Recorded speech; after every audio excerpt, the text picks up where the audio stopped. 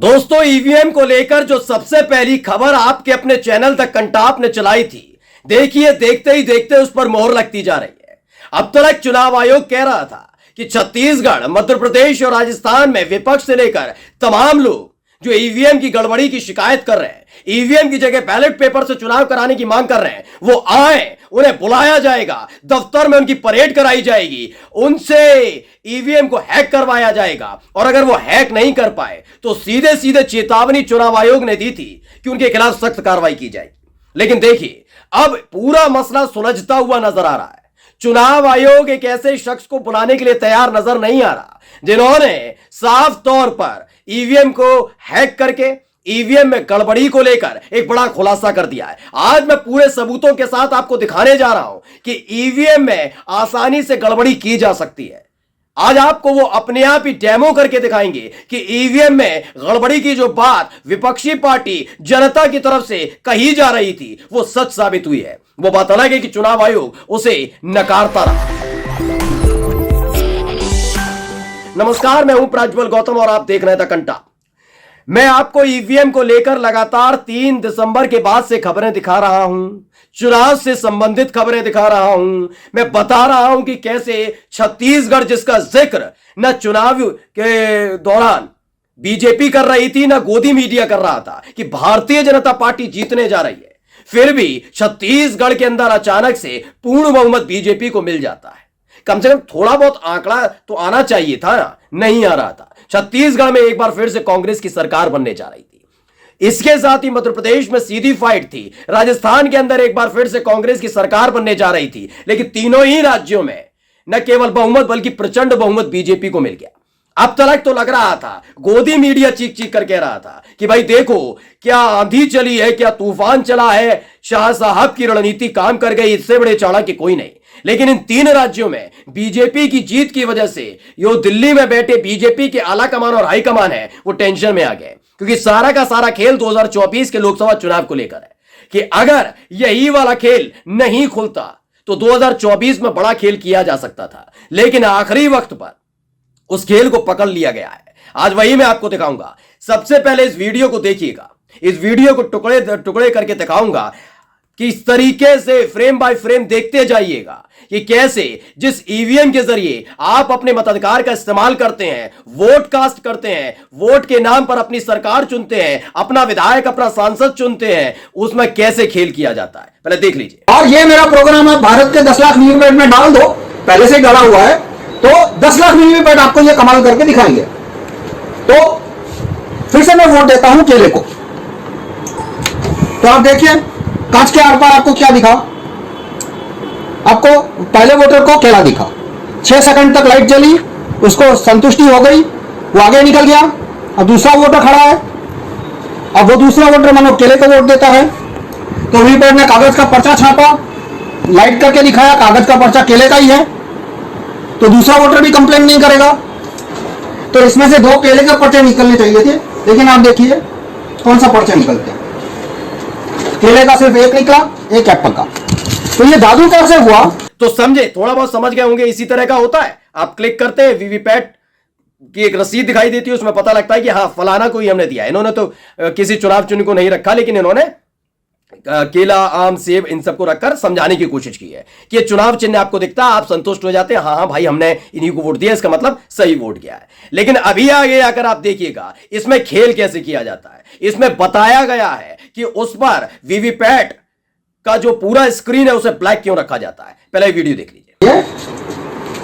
कि पहला वोटर आता है, मान लो वो केले को वोट देता है, तो वीवीपैट केला का पर्ची छापता है, लाइट चालू करके दिखाता है, लेकिन पर्ची को काटे बिना लाइट बंद कर देता है। और पहले वोटर को पता नहीं है कि पर्ची कटी नहीं, दूसरे वोटर को भी पता नहीं है कि भाई पीछे पहले से एक पर्ची छपी हुई है। अब दूसरा वोटर मानो केले को वोट देता है, तो वीवीपैट क्या करता है, सिर्फ लाइट चालू करके दिखा देता है। तो लाइट चालू की तो कांच का आर पार केले की पर्ची दिखी। अब लाइट बंद हो जाएगी, बंद हो गई लाइट, अंधेरा है तो अंधेरे में क्या हो रहा है किसी को दिखेगा नहीं, अंधेरे में उसने एप्पल की पर्ची छाप दी। देख लिया। दरअसल इसे लेकर अब नाराजगी भी देखने को मिल रही है दोस्तों। नाराजगी इसलिए है दोस्तों क्योंकि जिस तरीके से सवाल उठाने की कोशिश, सवाल ही उठाए गए थे, बताया गया था कि गलत तरीके से यह सारा का सारा खेल हुआ है।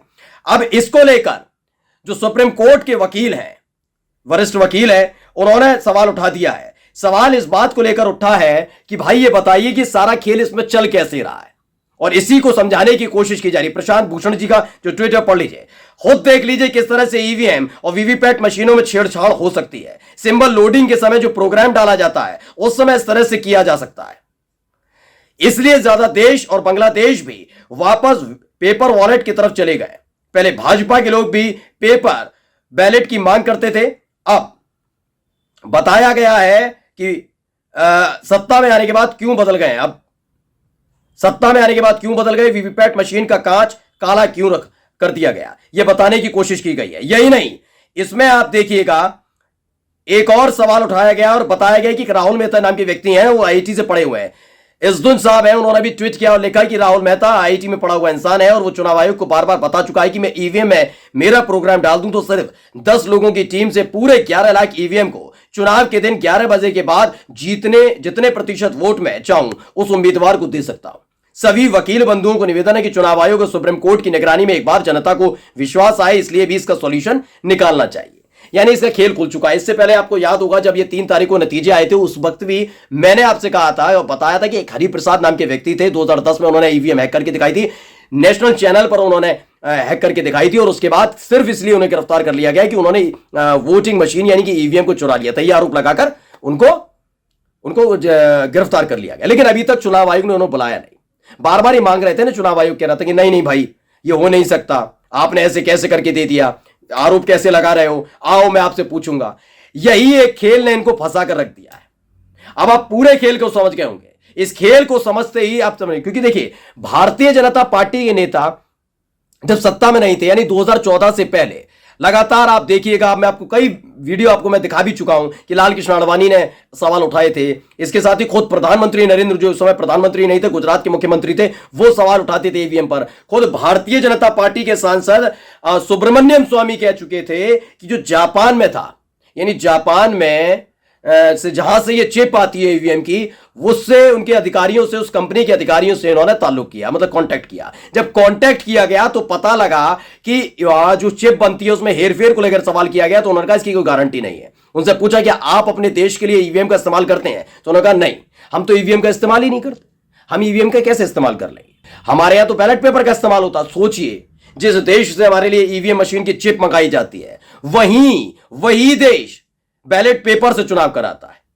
लेकिन हमारे यहां क्या होता है, हमारे यहां आज भी ईवीएम से। सोचिए, आप एक ही तो बात रखेंगे, राजनेता एक हो सकता है ना, यानी आपको या तो फॉर्मूला मिल चुका है कि ईवीएम के जरिए चुनाव जीत रहे हैं, फायदा हो रहा है आपको, या फिर ऐसा कैसे हो सकता है जब आप सत्ता में नहीं थे तब आप ईवीएम के पक्षधर नहीं हुआ करते थे, तब आप बैलेट पेपर के पक्षधर हुआ करते थे। तमाम खामियां लाल कृष्ण आडवाणी से लेकर प्रधानमंत्री नरेंद्र मोदी से लेकर सुब्रमण्यम स्वामी, तमाम लोग कह रहे थे। लेकिन जैसे ही आप सत्ता में आते हैं, वैसे ही आपको याद आता है ईवीएम से बड़ा भगवान तो कोई हो ही नहीं सकता। अगर आपको इतिहास रचना है, अगर आपको जीत दर जीत दर्ज करनी है, तो ईवीएम। ये मैं इसलिए कह रहा हूं क्योंकि देखिए आपके सामने सबूत रखा है ना, ये तमाम सबूत देखिए, बाकायदा जिस तरह से ईवीएम मशीन काम करती है उसी तरीके से बताने की कोशिश की गई है कि यही तो खेल होता है, और वही हो भी रहा है। आराम से इसे वीवीपैट के जरिए, और इंडिया गठबंधन की तरफ से भी जो मांग की गई थी उसका एक प्रत्यक्ष प्रमाण है। उनकी तरफ से कहा गया था कि आप ईवीएम से कराइए, लेकिन एक मांग तो मान लीजिए, चुनाव आयोग कम से कम जो वीवीपैट की रसीद निकलती है वो रसीद वोटर को देनी चाहिए।